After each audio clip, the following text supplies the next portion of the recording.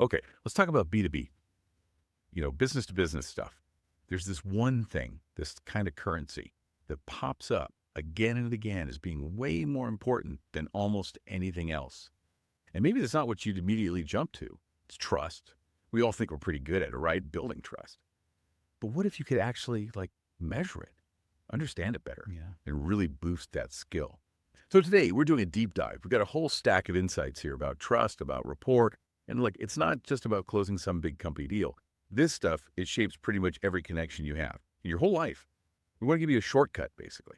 Get you up to speed on a skill that can genuinely transform how you interact with people. Professionally, yeah, but personally too. Exactly. And what we found looking through, expert sales blogs, academic papers, even checking out this new AI tool, Hmm. is that even though B2B is getting super digital, very transactional sometimes, that human connection piece, it's actually standing out more. So we're going to unpack how building real rapport is, well, it's the bedrock for lasting relationships, for actual success you can measure. And we'll get into some really practical ways to build it. And yeah, even how you can now measure and improve it. Okay, let's get right into it then. The importance of trust, of rapport Yeah. in B2B. People say it's nice to have, but why is it really the deal breaker? Why is it this core currency? Well, it's fascinating because trust isn't just like a feeling. It actually functions like an economic multiplier. Think about case studies, right? Businesses use them all the time. Yeah, proof points. Exactly. Yeah. But they're not just marketing. They work because they build serious trust. They show, look, we solved this real problem. Here are the results. It's authenticity. It's social proof. Those are huge trust builders. And when you're talking complex sales, big decisions, long partnerships, trust is what keeps things moving. It's not just the glue. It's like the oil in the machine. Reduces friction, speeds things up. So it makes the whole process smoother. Totally. And in a market where everyone sounds kind of the same, trust is how you differentiate. It's not just what you sell, but how you sell it. And frankly, who you are as a company or a person. Okay, so what does that actually mean for the numbers, the bottom line? Because we hear about strong rapport leading to loyalty, bigger deals. Is there actual data on that? Oh, absolutely. The sources back this up strongly. Strong rapport, it directly translates. You get more loyalty, yes. Deals often get bigger over time. There's more value exchanged mutually. And then you get the extras referrals, people actually advocating for you. Yeah. One study we saw mentioned repeat customer spending, on average, something like 67% more than new ones. Wow, 67%. That's huge. It is. And another point, companies that are really transparent in their sales process, they've seen profits jump by about 15%. Okay, so this isn't just warm, fuzzy feelings. This is real business impact. Yeah. Tangible stuff. Exactly. It hits the bottom line. All right, but here's where I think it gets really, really interesting. Because everyone agrees trust is vital, right? But building it seems, I don't know, uniquely tough right now.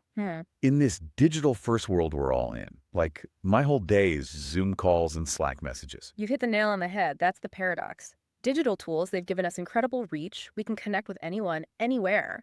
But they've also, kind of unintentionally, put up these barriers to real connection.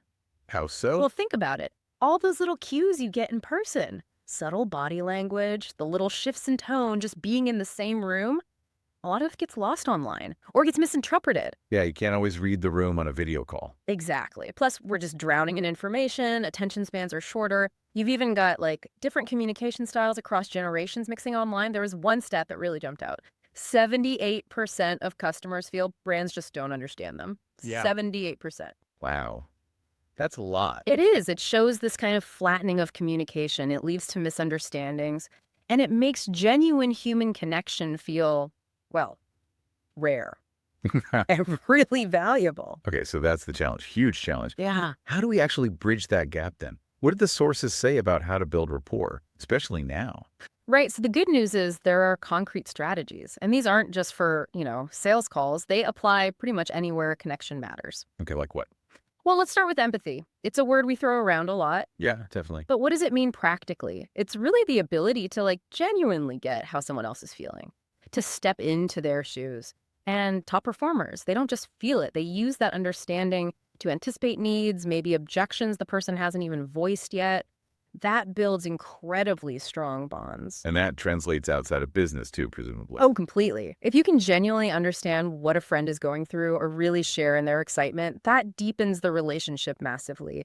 It's about making people feel truly seen, heard. Okay, empathy. Got it. What else? Tied right into that is active listening. Uh-huh. Not just waiting to talk. Exactly, not just waiting for your turn. One study was fascinating. It found top salespeople, they only talk about 43% of the time. Really. So they let the other person talk more. Yeah, 57% of the time. Yeah. It creates a real two-way street. People feel way more comfortable, more understood. And in your own life, I mean, that's obvious, right? Really listening, maybe repeating back what you heard, nodding, actually looking at them, it shows you're locked in, whether it's a colleague or your partner or whoever. Absolutely. And linked to that, you really, really can't fake this stuff. Sincerity and authenticity. People see right through it. Instantly. Our brains are wired for it. So the advice is simple. Be yourself. Use your normal language. Share a real story if it fits. If you don't know something, just say so. That honesty builds trust. Massively, it shows you're genuine, maybe even a little vulnerable. And personally, authenticity is everything for deep relationships. People want the real you, not some performance. Okay, that makes sense. What's next on the list? Something simple but powerful. Consistency and follow through. Ah, reliability. Exactly. Showing up on time. Sending that agenda like you said you would. Ending the meeting when you said you would. Studies show when people can predict your behavior, even in small ways, they trust you more. It creates a sense of safety, of reliability. And that's true everywhere. That friend who always flakes versus the one who's always there when they say they'll be. Yeah. Huge difference in trust. Huge. Then there's personalization and asking good questions. Open-ended ones. Not just yes, no answers. Tailoring what you say to them. Asking things that make them think, that encourage them to share more. It becomes a discovery. You're learning their world. Like asking what's really been on your mind with this. Yeah. Instead of just, are you facing challenges? Precisely. Or what would a great outcome look like for you here? It gets beneath the surface. And personally, asking things like that shows you genuinely care about understanding someone deeper. Go. One more. Yeah, let's talk nonverbals and finding common ground. Ah, the body language stuff. Yeah, that Morabian 738-55 rule gets mentioned. Basically, when words and body language don't match up, especially with feelings, people believe the nonverbals way more, like 55% body language, 38% tone. So paying attention to your posture, your tone, maybe even subtly mirroring the other person. Exactly. Mirroring can create this subconscious feeling of being in sync, on the same page. And finding common ground. That taps into this similarity attraction thing. We naturally tend to like and trust people who seem like us, so finding shared interests, maybe from LinkedIn for a client, or just chatting with a new person, it builds that bridge faster. These all seem like fundamental human things, really, not just business tactics. That's the point. They work because they are fundamental. Okay, so we get why trust matters, and we have these strategies for how to build it. Empathy, listening, being real, following through, asking good questions, nonverbals, common ground. But back to the digital problem. How do you know if you're actually doing this stuff well, especially on a video call? How do you get feedback? Right. And that's where things are getting really interesting with technology, actually. This is where tools like Rapport Score come into play. Rapport Score. Okay, what is that? So what's really cool here is that it's an AI tool. It actually analyzes your real business conversations, Zoom calls, other video recordings, audio meetings, and it measures how well you're building trust, empathy, connection in real time or looking back at a call. So it's like having a coach watching your calls. Kind of, yeah, like a super observant communication coach who sees not just what you said, but how you showed up, your tone, your engagement, all of it. Huh. So instead of finding out you blew it after the deal dies. Exactly. It flips the script. Yeah. Traditional ways measure trust way too late, right? After the fact. This gives you feedback much earlier. You can spot where rapport might be weak, where things might be breaking down before it kills the deal or strains the relationship. Okay, how does it actually work? What's the science?